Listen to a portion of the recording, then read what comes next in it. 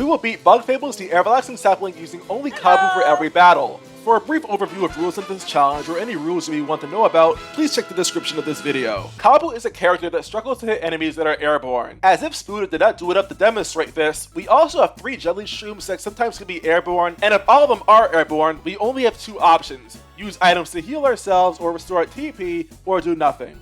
This does make grinding a bit of a pain to do early on, because most of the enemies you find will have jelly shrooms in the loadouts. But it is necessary, because we would not stand the chance against Spooder without getting Heavy Strike first.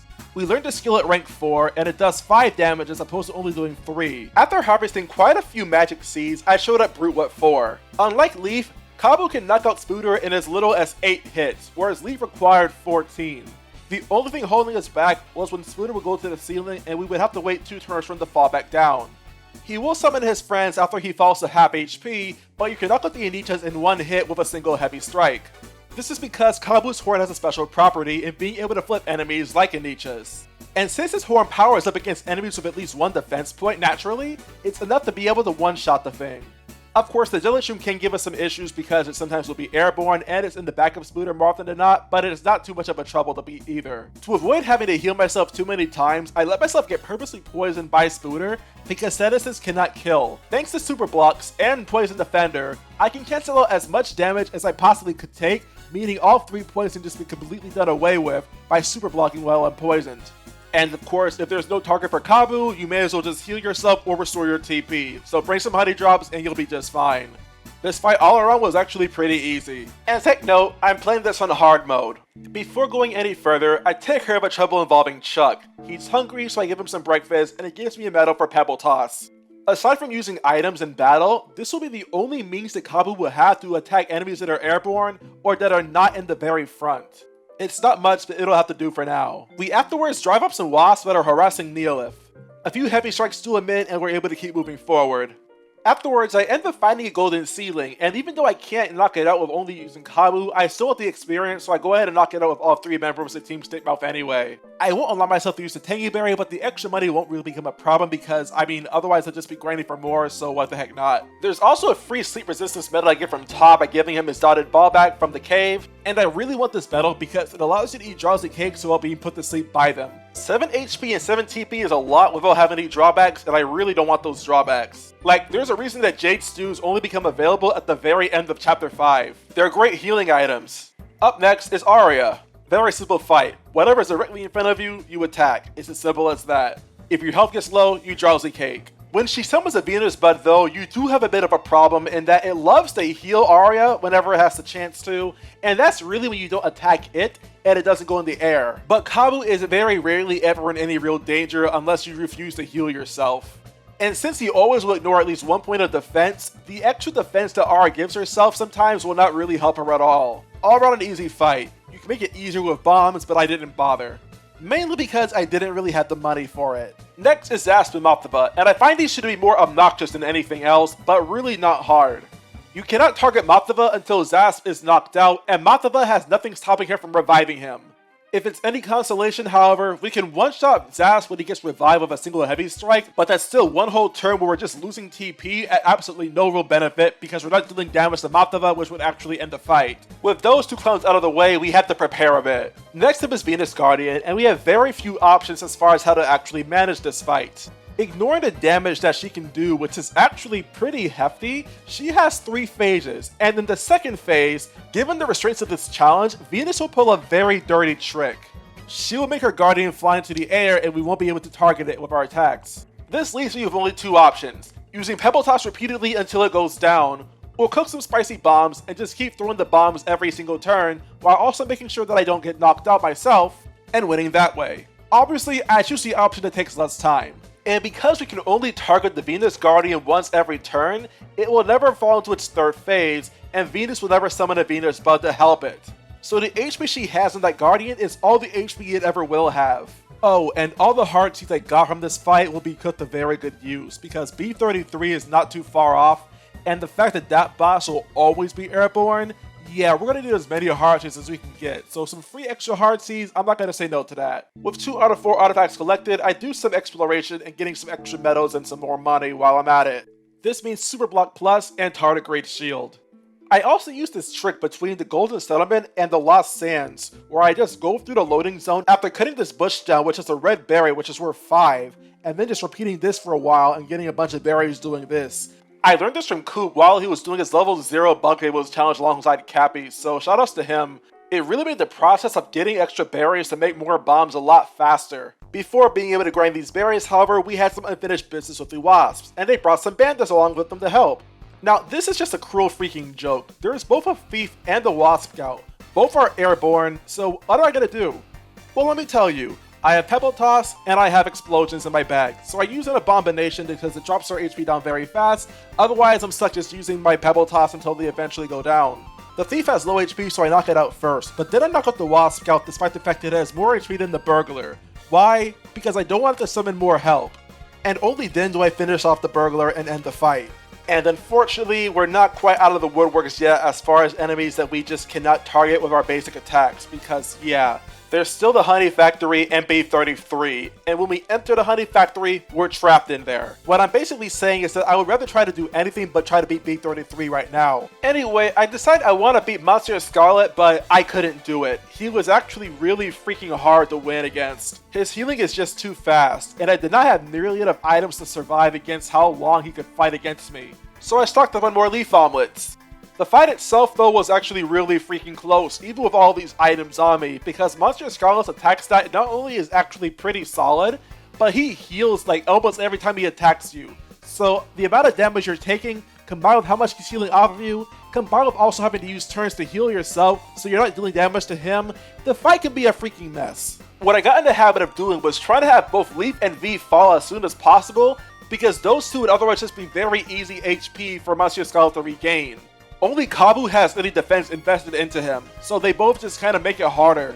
Abominations are great for this, but I actually thought it would be a better idea instead to save it for later, and to hopefully knock out the last hit of HP that Monsieur Scarlet had, because otherwise that tends to be the hardest to knock out when his attack is already increased, and that means he'll heal more from attacking you. Of course, this also means that Kabbu would have to be healthy enough to not get knocked out by his own bomb, but you know, sometimes you gotta change your game plan, what can I say? For this reason, I would also suggest not using your TP too early in the fight, because the damage you do really won't matter too much. So just wait until later on when you can do more damage when he's already getting stronger.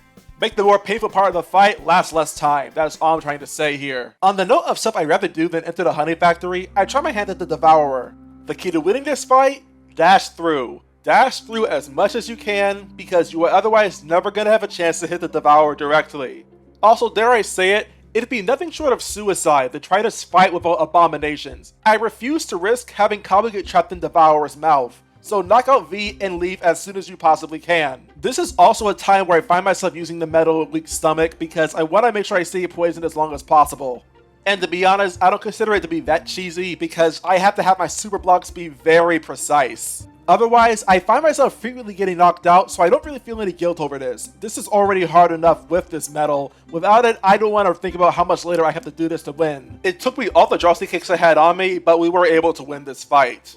But with Devourer beaten, there really aren't many other options I have left, so I make a lot of Numb Bombs, and then I finally brace myself for the Honey Factory.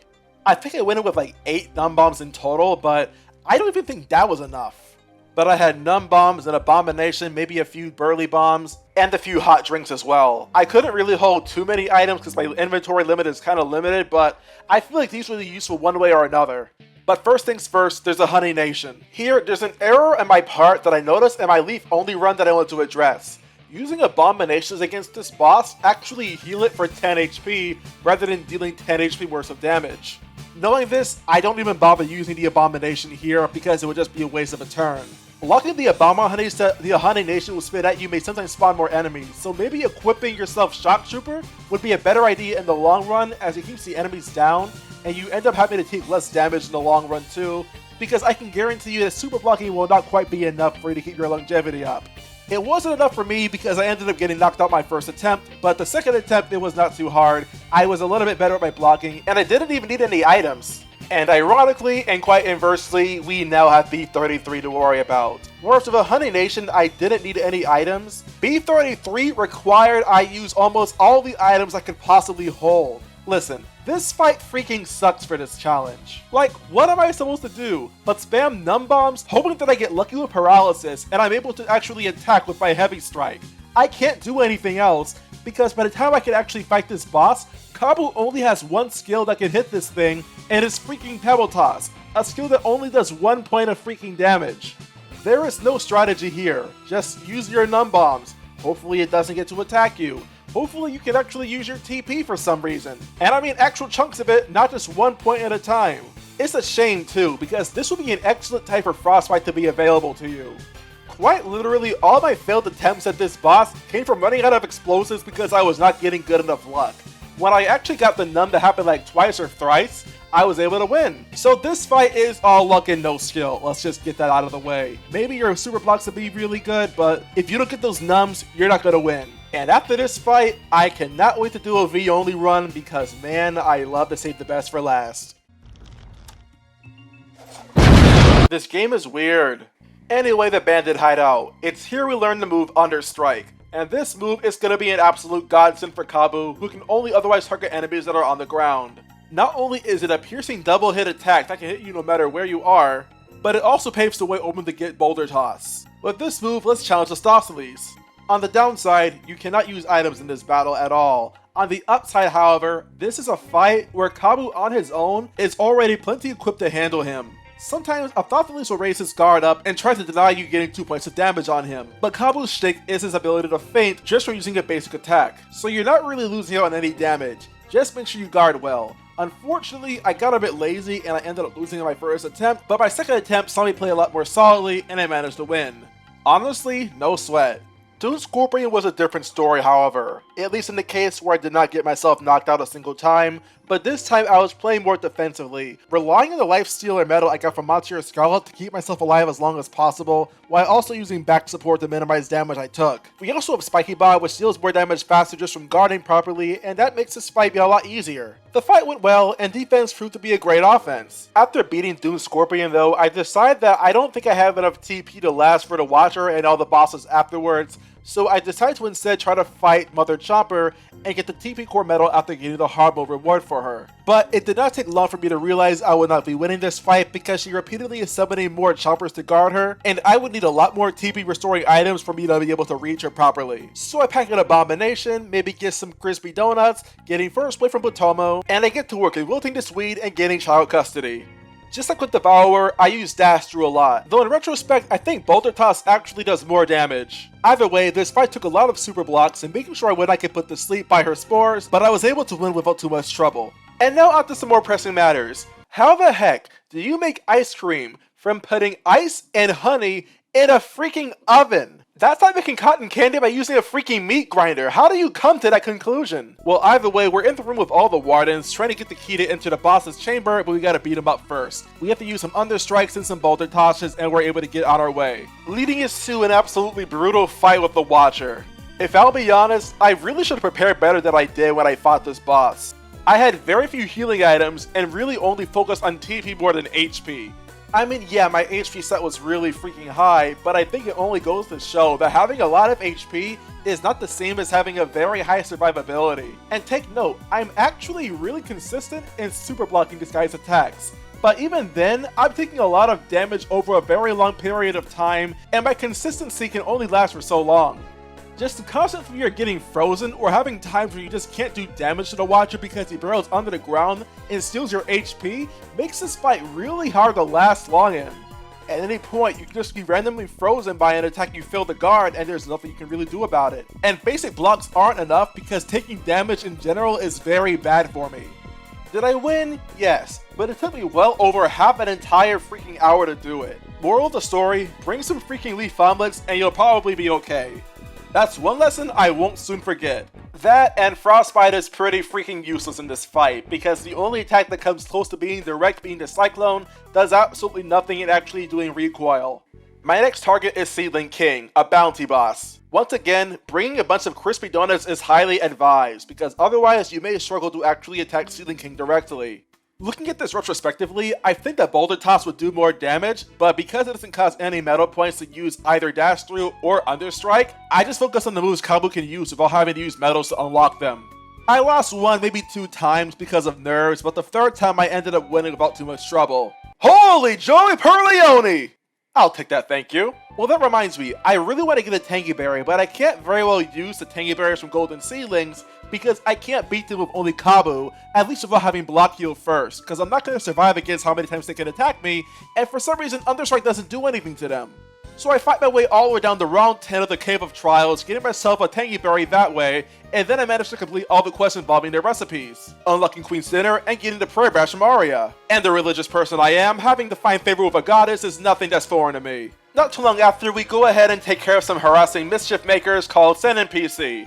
Managing my HP well was extremely important in keeping my TP preserved for when it needed to be used. I tried taking advantage of Hard Charge and Understrike to do a lot of damage here, but unfortunately I keep getting knocked out when my health gets low. It's also not the easiest thing in the world to try and nail both Sen and PC with an Understrike when they're so far apart from each other, but it is possible. This may have been a fight I've been able to do with just using Dash Through repeatedly if they were not able to heal themselves repeatedly with their crunchy leaves. And PC's rock walls will frequently force Kabbu to have to use TP to attack them because Dash Through and Understrike are the only ways he can actually attack them. I do win, but they put up a heck of a fight. Not too much later, I fish up Tidal Worm and try my hand at it too. Again, Hard Charge is a risky move to use here, but otherwise I'm going to be taking out a lot less HP and a lot more time. Good blocks and very good aim are all it really will take because a single Understrike can hit both Tidal Worm and its tail. And doing 10 damage to the tail, which also can only mean 2 Understrikes, mean we get a free turn. This fight was not too hard, but I did lose my first attempt, mainly because I was overwhelmed by this ally and its repeated attacking of Kabbu. The second attempt though went a lot better, and we got another bounties head in our sack. The next tale is a tale as old as time itself. The Kabbu and the Beast. Kabbu has a score to settle, and he's not going anywhere until it's been settled once and for all. He wants to avenge his friend Bit and his master. With an abomination, he tells V and Leif to get down on the floor while he takes care of this monster on his own. They duke it out, exchanging blow for blow, up until Kabbu drops the beast down to a fatally low HP value.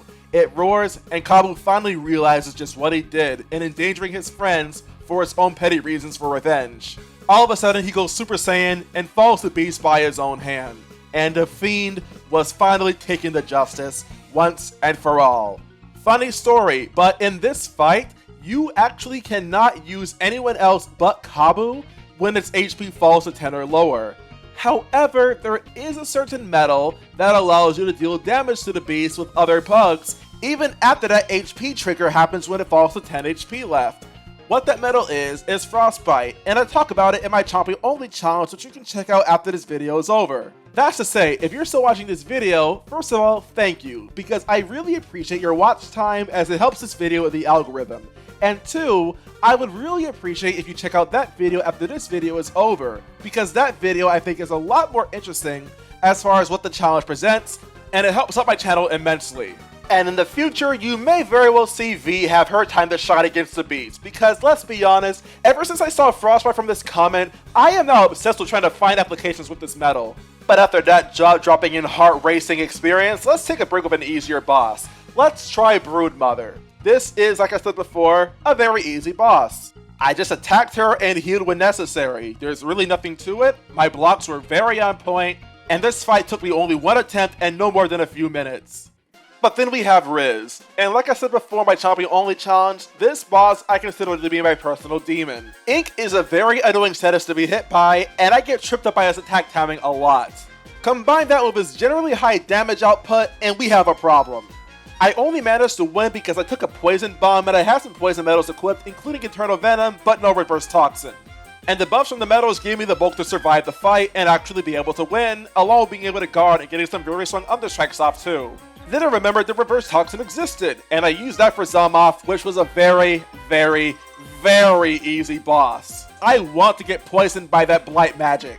My attack getting lowered sucks, but it does not suck nearly enough to hurt the fact that my defense is up, my attack goes up because of Poison Attacker, and I'm constantly being healed by poison too.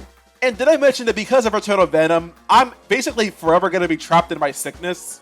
Probably terrible wording, but you get the idea. This fight allowed Kabbu to freaking go haywire on Zamoth, and it did not stand the ghost of a chance. It was a long fight because 110 HP is pretty dang hefty, but it was a very easy boss. And yet somehow this boss was easier than Carmina too.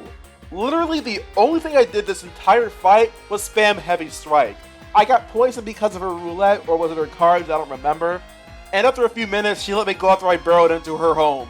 And then General Ultimax happened. I used Dash through a bunch, maybe using some Heavy Strikes, some other strikes here or there, but not too many of them. And then I beat Ultimax himself and the fight was over. Yeah, not very notable. But don't you worry, this challenge will pick up in difficulty quite a bit in the next chapter, Chapter 6. Starting with the Primal Weevil. Not much to really mention about this fight, but I thought that I had like Shock Trooper equipped because I let myself get hit by the Roar of Time. But I didn't have it equipped, and I realized that when I started taking damage, and I was getting hit really freaking hard. It did beat me, or well, it thought it did, but no, Block Heal allowed me to take myself out of 0 HP and then into 1 because it went for a dual chop against me. And after that, the rest is history, because I ended up managing to win the fight, and awesomely enough, I managed to keep this attempt in a video where I put on my YouTube channel in a series of fights using only Kabbu, where I managed to cheat death while fighting the Primal Weevil. Pog freaking champ. Moseying on down to the Termite capital, let's try the Termite Coliseum. The beasts of the Forsaken Lands were easy. A single understrike puts down the Pumpkinling, Plumpling, I don't freaking know. And the Mimic Spider did not take long to go down either. Cross and Poi, however, set me up for disaster. So I'm not the kind of person that wants to use Johns because I'm not very good at the game, but I felt a lot of lag when I was actually playing through the Coliseum. And it was also in the fight with the Forsaken Land Beast, but it wasn't really that bad because the enemies aren't very strong anyway, since Kabbu has such an easy time with dealing with enemies that have high defense. But here, I was missing a lot of blocks and some really critical attacks, and I just took a lot of damage that was unnecessary, and I ended up using a lot more items that I would like to use too. And I end this fight with having very low HP. I only have 3 points, and that makes it very hard to survive against Zasp and Mafiva. Like with only 3 HP to have in this fight, which gives me very little time to set up and start slamming them both. Not to mention that Zasp loves to use Taunt, which cuts me off from my items. A lot of the time, there was just nothing I could really do because I was not able to guard properly. In future challenges, I may have to reduce the frame rate to 30 frames per second, which I really don't like because it makes it really awkward to try and learn guard timings over and again. But it may be necessary because this is abominable. This is only because I have to record these fights on OBS so I can actually show these on my YouTube channel. Otherwise, it would not be very much lag at all, but when I have to record for you all, well, I have to make some sacrifices. After that, we're gonna switch, which I don't want to do because I'm not interested in getting another Nintendo console right now. I'm happy with my Wii U. But back to this fight, I was getting really concerned with how often I was losing, and in trying to reduce lag on my laptop, I accidentally closed Bug Fables because I ended up closing Steam, and it actually ended the entire game while I was recording it, which was a funny blunder to say the least. Which means I had to start over, but this time instead of only having 3 HP after Cross and Poi, I had 15, so I was in much better shape. However, the frame rate was still at 60 frames per second and not 30, so it was still going to be really freaking laggy for me. Still, let's talk about the fight itself. Now, similarly because of Sen and PC being able to heal each other, because Mafiva can revive Zasp whenever she wants to, being able to deal with both of them at the same time is kind of important. So again, using a hard charge and understrike is just really, really good if I don't want to have to worry about not being able to make any progress. But again, my timing was getting really tripped up, and that made it really hard to aim for both of them with my understrikes too. I ended up having so many losses to these two though, that I ended up learning better the timing for Mafiva's Shin Kick. Like, this attack is really scary, not the super block, and now I'm actually getting the hang of it, which is kind of crazy. But when so often you're losing so much HP because you have to deal more damage more quickly, you kinda have to learn how to super block some of these really scary attacks. Especially with Spiky Bod helping to supplement your damage because Kabbu doesn't have as much damage output as maybe V or Leif. This fight was hard for all the wrong reasons, but I ended up winning after say half an hour. After that roadblock, however, the game gets really easy again where we... Sorry you had to see that. Okay, False Monarch and Peacock Spider, let's go. And both of these bosses are very easy because they both are capable of inflicting poison, and I just have a very easy time dealing with them as a result. I did have a bit of issues though with False Monarch, and I ended up losing once because I wasn't able to get the timings down for the blocks because I was not playing at 60 frames per second anymore. Even though this area does not have a frame rate problem, I figured I might as well test the waters and just see how I would do, and it turns out I did really freaking badly because I was not able to get the guards down anymore because my muscle memory was thrown off. And on my second attempt, my health was getting really low, but I ended up getting lucky enough to get poisoned by the Mothfly. And poison sustained me for the rest of the fight, really. And not only that, because my attack was increased, I was actually doing more damage with my Understrike than I was with Heavy Strike, so the fight went faster as a result too. And similarly, Peacock Spider was also a very easy boss fight. I just spammed Understrike until it went down, and then I finished off the Diving Spider at Summon, and there you go, all the bounties have been cleared in this entire game. Next boss, the Ultimax Tank, which again is an easy boss. All I did was basic attack until he started summoning Wasp to help him in the fight. He brought in a Wasp Trooper, and a single Understrike manages to deal damage both to the tank and knock out the Wasp Trooper in a single shot. Then he summons a Wasp Scout, and that was a fatal mistake, though I think he already knew he was screwed and wanted to speed up the process of losing. I got poisoned, the damage intensified, and he went down. It's really just that simple. What a way to go out, with a fizzle and not a bang. But now we are ready for Chapter 7. Let's waste no time, and let's talk about the chapter, its bosses, and let's say everything afterwards too. So let's start with the Dead Landers as they corner us as we make our way to the fridge. Surprisingly, there was not much to this fight. I just went for dash a couple of times, and then I realized that I probably should knock out the Deadlander Beta since it has the lowest HP, while also targeting the Deadlander Gamma because it's so dangerous. So I let Maki do his thing, and I go ahead and keep using Understrike on the Deadlander Gamma and the Beta, just trying to knock them out as fast as possible. Finally, let's talk about the Wasp King, the Everlasting King, and the two optional super bosses, Team Maki and Team Slacker. Starting with the Wasp King. Now, funny story, but all the boss fights I'm about to show you, I had to fight more than once. Not because I died, even though I did end up dying once against the Wasp King first phase.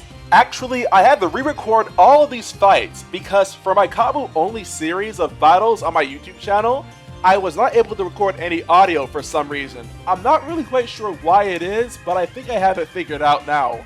But that's then and this is now, so let's talk about how these fights went for Kabbu. The first phase was relatively simple. I just attacked with my Heavy Strike, maybe using Understrike in addition with Hard Charge, and letting Set of Spirit allow me to do more damage more quickly because of Burn being passive. If my health gets low, I have both Prayer and Reflection to help increase my defense and HP respectively. And the Wasp King is forced to eat his own fire. Then this Quasimofo goes and eats the Everlasting Sapling, becoming the Everlasting King, and the true final battle begins. This fight was surprisingly easy. I went by one rule of thumb. If he's in the air, first Hard Charge, and then Understrike to do as much damage as possible. Try to beat the shield as fast as I possibly can too if at least he's in the air still. Aim for the artifacts when they're active, even though the shield is immune to being hit by the Understrike, just because it'll take more turns from to summon the shield back again if he chooses to get the artifacts back. And if he's grounded, get him back in the air as soon as possible because he'll start healing either from stealing your HP or from his roots in the ground because of his ingrain. In this duel to see who would really be the Everlasting King, the Usurper was usurped by Kabbu, the unusurpable. He alone stands tall forevermore, and we see the Everlasting King fall back to being the Wasp King, who was nothing more than a tree. Maki wants to cut it down, and I agree with him. I say we cut it down and pee at it like we're dogs. That'll teach him. We may have beaten the game, but we're only now on the home stretch, cause now we have Team Maki and Team Slacker. It's here where Kabbu's ability to ignore any and all defense with his Understrike is absolutely phenomenal. With his stats, without any extra charge, he's able to do a whopping 10 damage combined to at least one single character with his Understrike. So as much as 20 damage if you hit two characters, and it doesn't matter if it's Maki, Kina, or Yin, their defense is completely negated. Though for some reason, I feel like Understrike does less damage than it should when it hits it the second time through. Like if the first hit does 6 damage, why does the second hit do only 4? I don't understand that. Decided for the sake of equality to knock out Yin too, just because I figured that she'd be really annoying if I didn't knock her out. And funny enough, Kina gets really freaking jealous when I knock her and Yin out with the same attack, acting as if Maki only cared about Yin, which I think is really weird. Other than that, my blocks were subpar, but this was not a very hard fight because my defense was just too strong, and my ability to pierce their defense was incredible. I won this on my first attempt. Team Maki, you can get off your cocky attitude. You have been bested. Too bad, go away, come again another day. Only one fight left to go, and it's Team Slacker, so let's get into them right now. Much like Team Maki, I was just using Understrike a lot, trying to do as much damage as I possibly could. It became a little bit easier when I got poisoned by Delilah's bazooka or her darts, but I don't really remember which actually hit me or not. But either way, this fight was a lot harder to land the Understrike on them both because of how far apart they actually are. And their penchant for using items on each other made it pretty difficult to survive long enough to actually win, which became apparent because I lost my first attempt. However, I did win my second go round, and that's that. All around, I'd have to say it, Kabbu did a pretty dang bang up job in this entire challenge. Much better than I was expecting, really. He was actually a very sturdy fighter. I mean, yeah, he could not do nearly as much damage as Leif could, but I think for what it's worth, when it comes to enemies with high defense, he does fantastic against them all. Especially the post-game bosses for that matter. So that'll do for this Oh, right. Callie, and she takes Kabbu from me, and she beats me to death with him. Crap.